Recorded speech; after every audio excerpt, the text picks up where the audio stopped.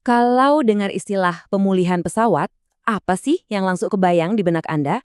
Mungkin tim darat yang sibuk di landasan pacu, ya kan? Tapi ternyata itu baru separuh cerita. Ada krisis lain yang sama sekali nggak kelihatan yang terjadi di balik layar. Yuk, kita bongkar dua makna tersembunyi dari pemulihan pesawat. Coba deh bayangin skenario ini. Sebuah pesawat jet raksasa tiba-tiba mogok. Dan posisinya pas banget, di tengah-tengah landasan pacu. Ini bukan cuma soal satu pesawat itu aja loh. Ini adalah pemicu dari sebuah efek domino yang, wah, dampaknya bisa kemana-mana. Dan jangan salah, ini bukan kejadian yang super langka. Angka ini, 179, adalah jumlah insiden pesawat mogok yang dilaporkan di seluruh dunia. Dan itu baru di tahun 2024 aja. Kalau kita hitung-hitung, artinya hampir setiap 2 hari sekali ada bandara di suatu tempat yang pusing 7 keliling gara-gara masalah ini. Nah, kutipan dari sumber industri ini benar-benar menegaskan betapa gentingnya situasi ini. Setiap insiden itu ibarat balapan sama waktu. Dan taruhannya, gede banget. Oke, sekarang mari kita lihat dulu arti pertama dari pemulihan. Ya, bagian pertama. Ini dia sisi pemulihan yang paling sering kita lihat atau kita bayangkan. Krisis fisik yang terjadi langsung di depan mata. Jadi, masalahnya apa aja? Pertama, pesawat itu ngeblokir landasan. Artinya, seluruh operasi bandara bisa lumpuh total. Bayangin aja, nggak ada yang bisa terbang, nggak ada yang bisa mendarat. Nah, buat mindahin monster seberat ratusan ton ini, butuh tim khusus dan peralatan super canggih, kayak bantal udara raksasa gitu. Ini bukan kerjaan main-main. Jadi, intinya apa? Kecepatan. Semuanya tentang kecepatan. Kenapa? Soalnya setiap menit landasan pacu ditutup, kerugiannya itu bisa jutaan dolar. Belum lagi ribuan penumpang yang jadwalnya jadi berantakan. Makanya teknologi modern dirancang cuma untuk satu hal, memangkas waktu pemulihan ini secara drastis, bahkan bisa lebih dari separuhnya. Oke, pesawatnya sudah berhasil dipindahkan, landasan pacu sudah bersih, masalahnya beres kan? Nah, disinilah ceritanya jadi makin menarik. Karena memindahkan pesawat itu ternyata cuma puncak gunung es. Saat satu masalah yang kelihatan selesai, satu masalah lain yang jauh lebih besar dan sama sekali nggak kelihatan, justru baru dimulai. Sekarang, kita masuk ke makna kedua dari pemulihan pesawat. Ini bukan lagi soal fisik, tapi soal sebuah pertempuran digital yang terjadi di dalam otaknya, sistem komputer maskapai. Secara teknis, ini namanya Aircraft Recovery Problem, atau disingkat ARP. Ini bukan lagi soal mindahin badan pesawat, tapi soal menyusun ulang sebuah puzzle raksasa.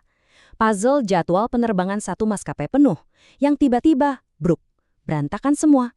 Biar kebayang ya, satu pesawat telat di Jakarta itu bisa bikin penerbangan di Surabaya dibatalkan. Akibatnya, kru yang harusnya terbang dari Surabaya ke Makassar jadi telat. Dan ini terus berlanjut, menyebar kemana-mana. Efek dominonya itu skalanya luar biasa besar, mencakup seluruh jaringan. Terus, kenapa sih menyusun ulang jadwal itu susah banget?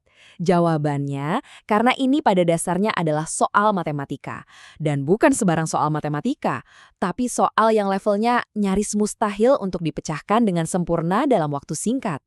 Nah, gambar ini nunjukin serumit apa masalahnya. Anggap aja ini peta rute kereta yang super duper rumit. Setiap titik itu bandara, setiap garis itu satu penerbangan. Dan ini baru untuk satu jenis pesawat loh. Coba bayangin kalau ini digabung untuk ratusan pesawat di puluhan bahkan ratusan bandara. Pusing kan? Dalam dunia ilmu komputer, masalah kayak gini punya nama keren, NP-hard. Artinya apa? Sederhananya gini, kalau kita mau cari satu solusi yang paling sempurna, yang paling efisien, itu bisa butuh waktu berhari-hari, bahkan bertahun-tahun, meskipun pakai superkomputer.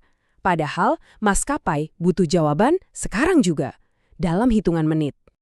Jadi gimana dong? Kalau solusi sempurnanya mustahil didapat dengan cepat, terus maskapai ngapain? Nah, ternyata mereka punya trik. Semacam jalan pintas yang super cerdas. Namanya math heuristic. Anggap aja ini kayak rumus cepat dalam matematika. Tujuannya bukan buat nemuin jawaban yang 100% sempurna, tapi buat nemuin jawaban yang cukup bagus, yang mungkin 99% sempurna, tapi dalam waktu super singkat.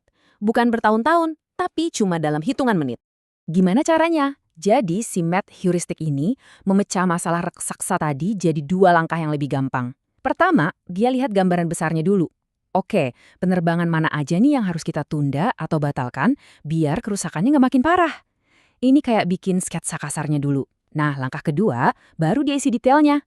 Oke, pesawat nomor A terbang ke Bali, pesawat B ke Medan, dan seterusnya. Jadi lebih terkelola.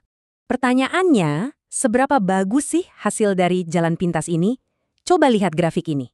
Biaya di sini maksudnya tingkat kerugian atau gangguannya. Lihat deh, tinggi barnya hampir sama persis kan? Artinya, solusi cepat ini hasilnya nyaris sama bagusnya dengan solusi sempurna yang butuh waktu lama itu. Akurat banget. Oke, akurasinya dapat. Sekarang, kecepatannya gimana? Nah, disinilah keajaibannya. Lihat perbedaan tinggi barnya. Jomplang banget. Metode cepat ini bisa menemukan jawaban dalam waktu kurang dari setengahnya. Di dunia nyata, ini adalah perbedaan antara bandara yang kacau balau dengan yang tetap teratur.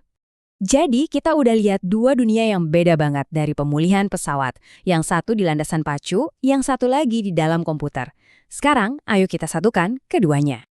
Kalau kita jejerin begini, kelihatan jelas bedanya. Pemulihan fisik, tujuannya ya bersihin landasan pacu. Tantangannya, mindahin mesin raksasa. Alatnya, ya alat-alat berat. Sementara pemulihan jadwal, tujuannya meminimalkan gangguan di seluruh jaringan.